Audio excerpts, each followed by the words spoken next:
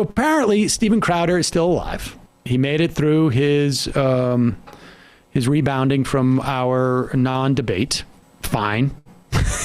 And how do you rebound from that when you've got to? Let's just understand that, like, Crowder, he understands the YouTube business, streaming business, in a way that I think I may never understand, right? And I will say, like, my experience with that whole debate scenario where Ethan Klein brought me on, Ethan Klein understands that business too. Because we were supposed to go on, I was supposed to crash that debate, and the debate was supposed to happen a week before it ultimately did. Crowder canceled at the last minute because we had ended our show early. And Ethan was like, he's watching your show because he's afraid that you're going to actually come on in this thing. And remember that when he said that to us? And I'm like, no way, dude. That can't be. That would be nuts. And then, in fact, Crowder admitted it during the debate. So, in an attempt to own you somehow. Well, yeah, he understood the mechanisms much more than he could actually sort of break it down and react to it. Yeah. But my point is, when he comes back from his vacation or, his medical treatment to deal with a bruised ego, he looks at his numbers and they're down. When we take a vacation, the numbers go down. So Crowder's saying to himself, how am I going to raise my numbers? How am I going to get my people back? Oh, I know. In-depth policy analysis? Yeah, am I going to break it down? Am I going to break down the bit? Oh, no, actually, no, that's not what I'm going to do. I'm going to dish out a healthy dose of transphobia. No, because we wouldn't want anyone to perpetuate, of course, the stereotype of princess. That's not something that we would ever want there. You can be a little more timely there, Tim. With the well, as long as you're a man. Yeah, as long as you're a man. It's just like, oh no, listen, this is just I believe I'm a woman. Really? How many transgender individuals are saying, I want to be a woman? Why? So I can become a scientist. No, they want to become a woman so they can have big old fake tits and clown makeup. Let's be really clear about it.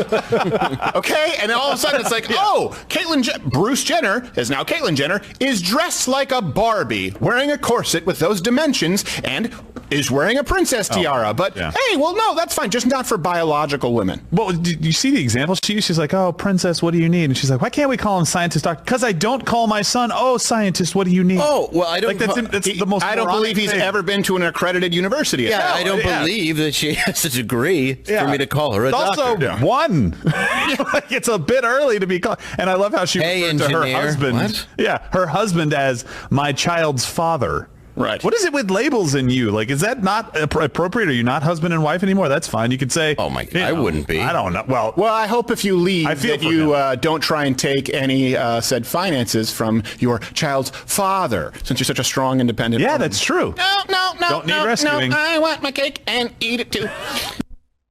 So Jenner.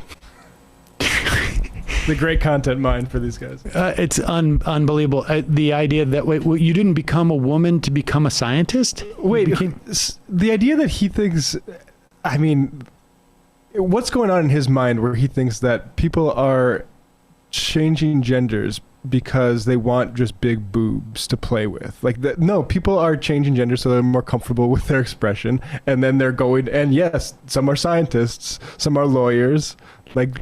What does he think? Like, they all just... I don't know.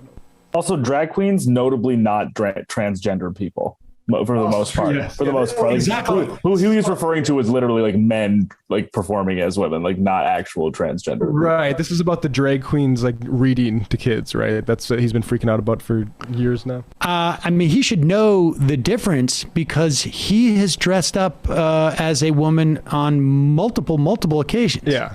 Is that why he did it? I mean, honestly, like, this guy, no matter how much he tries to sort of run from himself. Mom, why did you do that to me? I mean, I feel like it feels like envy a little bit. It is. There is so. Well, he's like saying, you want your cake and eat it too. Some of us can't have our cake or eat it. Our dads won't even let us have the cake in the first place. Some of us have our fathers breathing down our neck and can't be the people we were meant to be. When we dress up like that, we have to pretend like it's like a sketch, right? Like we have to pretend like we're mocking people. There is such deep, darkness there that they always return to that. Like, I mean, you just like contemplate, like, what is the impact of transgenderism in our society? Like, what measurable impact to people other than who are transgender really is there? They act like they're coming for them.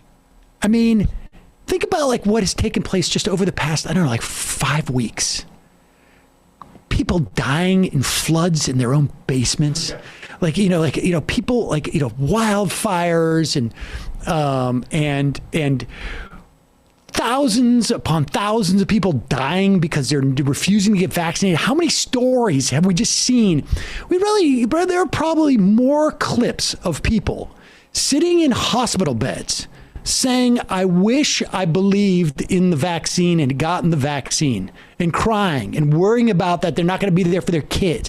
We've really seen more people than that, first of all, transgender people that Steven Crowder will ever meet in his life, or that most people will ever meet in their lives.